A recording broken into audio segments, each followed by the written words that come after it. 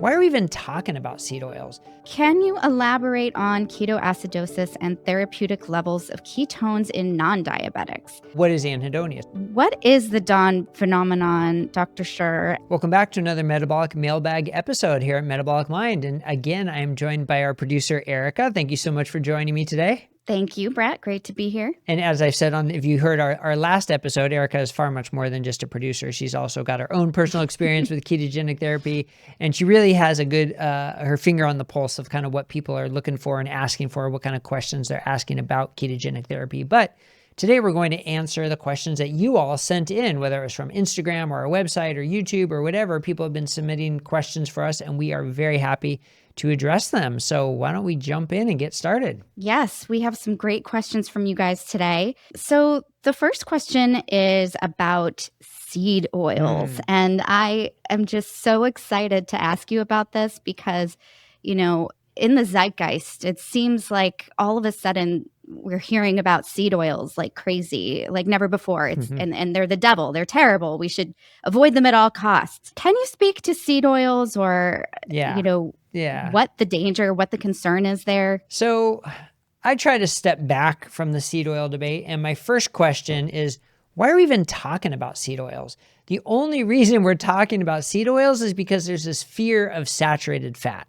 So there's this fear of, whether it's butter or ghee or lard or whatever the case may be, even coconut oil, right? For other sort of oils or cooking fats.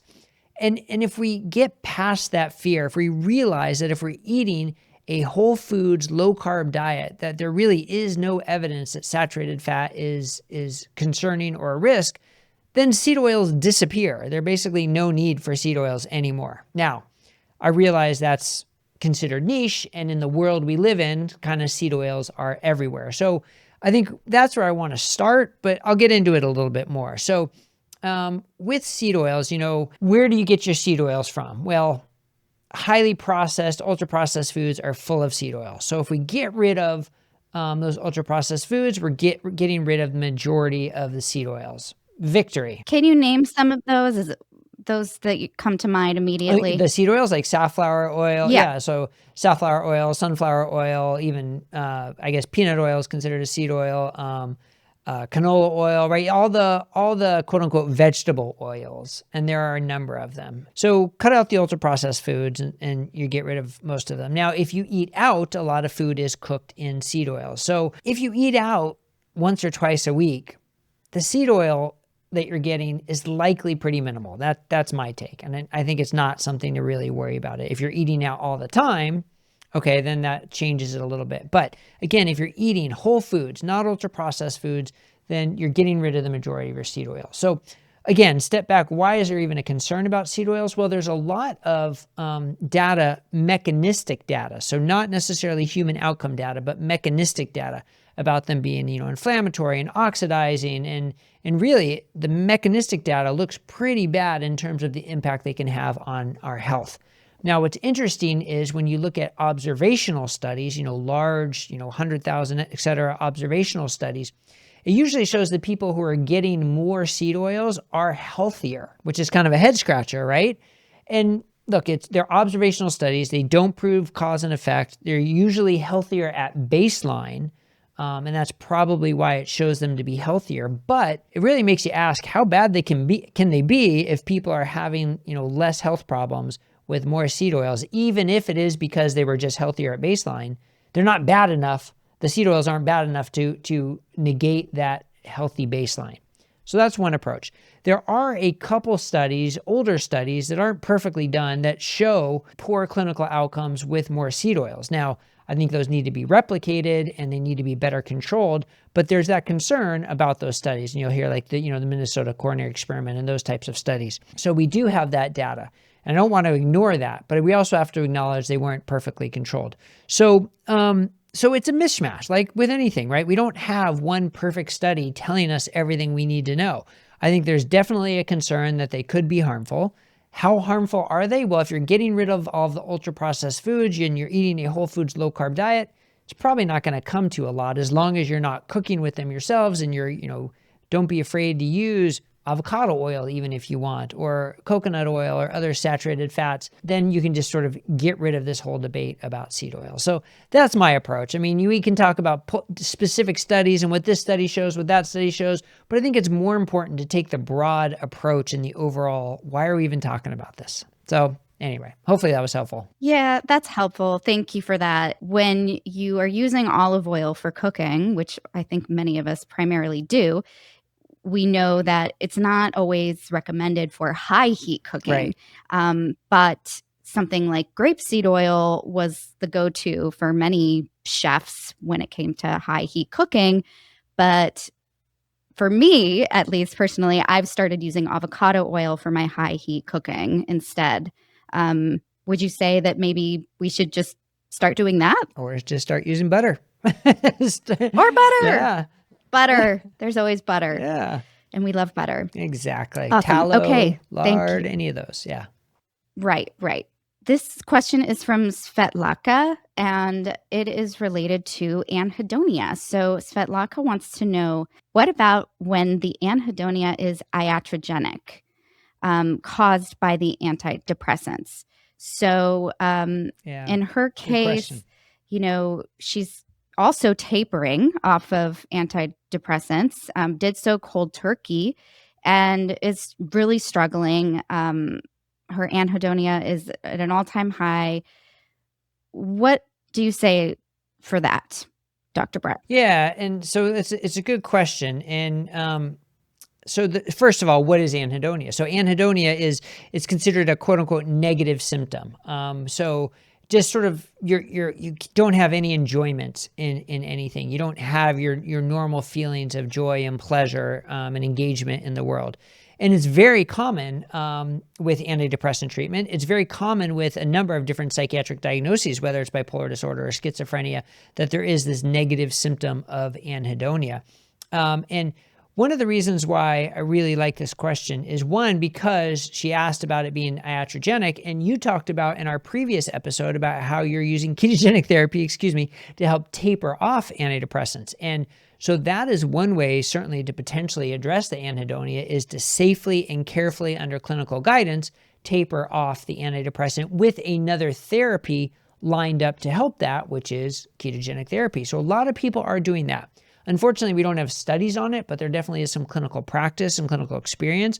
And when working with an experienced clinician, that probably can be pretty helpful. So that's one thing to consider, again, with an experienced clinician. The other thing, however, is there have been a couple published studies recently, one looking at schizophrenia and bipolar disorder, one looking at depression.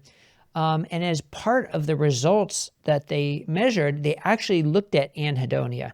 And in those studies, anhedonia significantly improved with ketogenic therapy. And that was the only intervention, was ketogenic therapy, and anhedonia significantly improved. And that has been a big challenge for psychiatry, how to address anhedonia, because the treatments frequently exacerbate, the pharmaceutical treatments frequently exacerbate the symptoms of anhedonia. So if ketogenic therapy could potentially reduce that, that is huge for so many individuals who are living with anhedonia like this individual. Now, we need more studies before we can know for sure and who it's going to work for. But again, if nothing else is working and we're just talking about a dietary intervention, why not consider it with your clinician, working together with your healthcare team? So definitely something to consider, and definitely something that seems encouraging for what we have, the evidence we have at the moment. That is very encouraging. And yes, like you said, what do you have to lose, right? It's there's a significant upside and very little downside to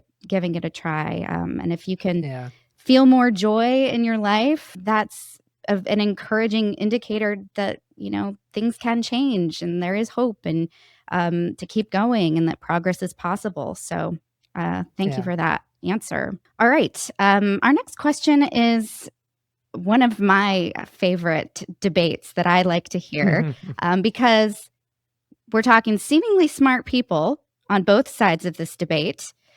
This question comes from Kelly, and the question is, why is it that plant-based and keto experts can't come to an agreement on the best diet? If the evidence is in, why do both sides see it so differently? And how is a person expected to know which diet is the best? It's so confusing. Yes, it is confusing. Dr. Bret Scher, why is it so Yes. confusing? It's confusing because nutrition science is really bad. That's just the way it is. That's just the way it is. But let's get into that a little bit more. So first, plant-based and keto. They can be one and the same. You can do plant-based keto. So if you are using a ketogenic intervention to treat a medical condition and you want to be plant-based, go for it. You can 100% do that. So it's not an either or. Now, where we get into the debate is that where plant-based say that is the only healthy diet, right? Where a lot of people say you have to be plant-based, that is the one and only healthy diet. And that's why we can't agree, because that is just wrong. That is blatantly wrong. There is not one healthy diet, and I wish more people recognize that. Can you be healthy eating plant-based? Absolutely, 100%. If it is whole foods, plant-based, and you are adequately supplementing and getting enough protein, you can 100% be healthy eating plant-based. Can you be healthy eating keto? Absolutely, 100%. It is a whole foods, ketogenic diet. You can 100% be healthy eating keto. There is no debate. You can do it both. So the problem is when we want to know what is the best diet for everyone. And that's just, you're starting with the wrong question. It's what is the best diet for me? And then it's like, okay, what are you trying to address with your diet? What foods do you like? What foods don't you like? Do you have time to cook? Do you not have time to cook? You know, all these other questions. But the main thing is, what are you trying to address? How are you trying to improve your health? In what ways? And what is going to be an enjoyable and sustainable diet for you to address what you're trying to improve? So with those questions in mind, that could be plant-based, vegetarian, it could be keto, it could be carnivore, it could be Mediterranean, right? But as long as it's whole foods, you're starting from a great starting point, and then the rest is details. But again, the problem is to say what is the best diet for everybody is just a faulty question, and we should just get rid of that question. And so the other part, though, is nutrition science being bad. I want to follow up on that. When we're relying on, observational nutrition epidemiology studies, they're essentially worthless when it comes to you as an individual. And we've covered this so much, but with healthy user bias and really poor data collection and really small effect sizes, and the definitions of foods that they have in these studies is so poor. When it comes down to what does this evidence mean for you as an individual, it's essentially worthless. So that's where we need to get into intervention trials, even non-controlled intervention trials, to say how the different diets work, to try and figure out what it might mean for you and which group you fit most with. So it is complicated. You're absolutely right, it's complicated. But the reason why it's so confusing is some people pretend that they know there's one healthy diet for everybody, which is simply untrue. Yeah. Great. Yep. So this next question is from Reb, is about something called the dawn phenomenon. And it seems like there's been a lot of talk about claiming success with this approach. What is the dawn phenomenon, Dr. Scher, and is it something that we should consider? Yeah. So basically, dawn phenomenon is when your blood sugar rises first thing in the morning. Now, the first important thing to recognize for dawn phenomenon is it is basically defined and studied only in people who are eating high carb diets and have type 2 diabetes or even type 1 diabetes, I guess. But mostly in type 2 diabetes, eating the standard American high carb diet. That's where it's been defined and studied. So if your blood sugar is rising, and it's thought to be like, you could say like your body's sort of quote unquote preparing for the day by releasing more cortisol and increasing blood sugar. That's sort of like the amorphizing. What is it? Anthropomorphizing. Yes. Thank you. That type of approach. So in that setting, people will say, well, you got to eat more carbs, late in the day to get more of sort of an insulin response, and that can help lower your morning blood sugar. And again, in the setting of type 2 diabetes, with a high carb diet, okay, that seems reasonable for a lot of people. Now, what does it mean when someone who is eating low carb or keto sees a high fasting blood sugar? Is that the same thing? We still call it the dawn phenomenon, but it is completely different. Because in that individual, you're usually not insulin resistant, you're usually not overloaded with carbohydrates, and many people will find that morning blood sugar is their highest of the day. But if we go back to the person with type 2 diabetes, it's usually not, and it goes just higher and higher and higher throughout the day. But for someone who is eating a ketogenic diet and is now metabolically healthy, and they see a rise in their morning blood sugar, and it is their highest of the day, 110, 115, and the rest of the day it is 90s and hundreds, we have to ask ourselves, is that a problem? Because it's a completely different physiology, a completely different impact.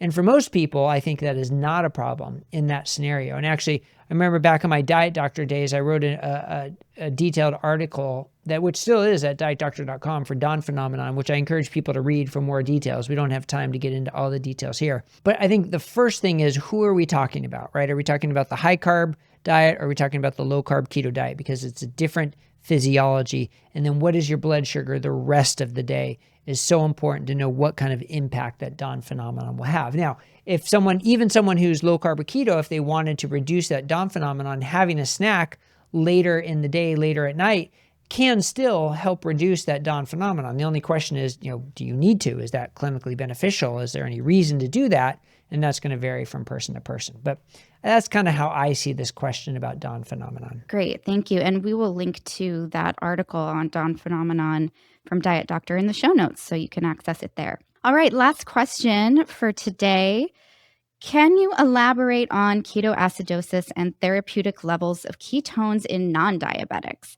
The online information seems to lag behind the latest science, and it's kind of scary. And this question is from Louisa P.D. Jones from YouTube. Yeah, so this question's really interesting. So elaborate on ketoacidosis. So when I first saw this question, I thought, okay, well, are they asking what level of ketones is consistent with ketoacidosis?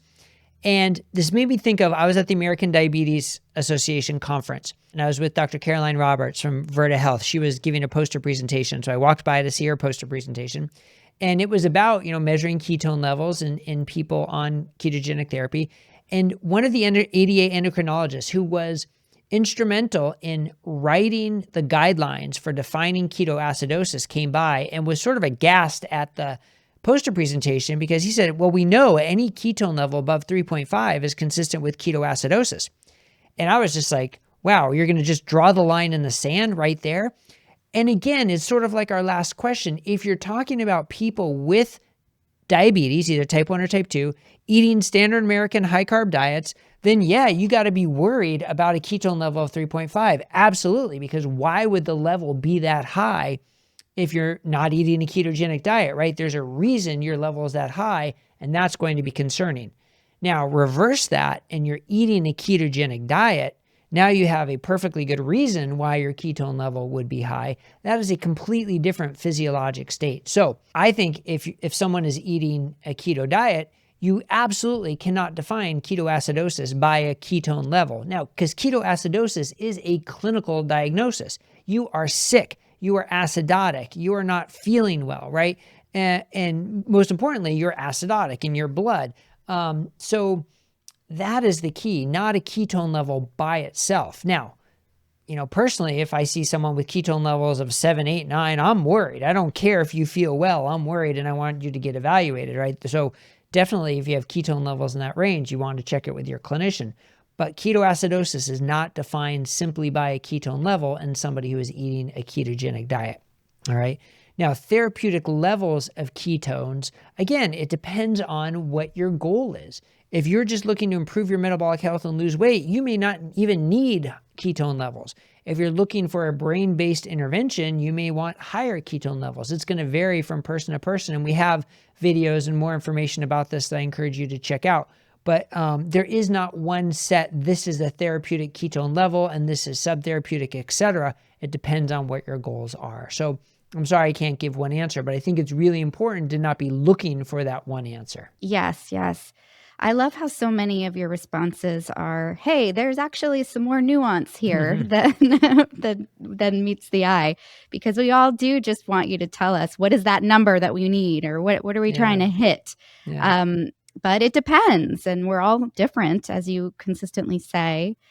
So I hope that answers your question, Louisa. And thank you all for these wonderful questions. Keep them coming. We love hearing from you. You can leave them in the comments on our YouTube channel, or you can send them to us by DM on Metabolic Mind on Instagram, or you can send it to us directly on our website, metabolicmind.org/questions. And while you're there, you can sign up and receive all the latest and greatest news and information from us right to your email inbox. Such great content to read and enjoy from the team every day. Any last words from you, Dr. Bret Scher, today? This was great. Thank you, Erica. Really appreciate you joining and helping out with the mailbag episode today. Always happy to be here. See you next time. Thank you for watching. If you want to see more, check out these recommended videos. Also, if you haven't already, don't forget to subscribe to our channel to stay up to date with our content and help us expand the movement. And if you want to sign up for our newsletter, access our resources, read the latest research, or check out the Think Smart framework, click here to visit our website. See you on the next video.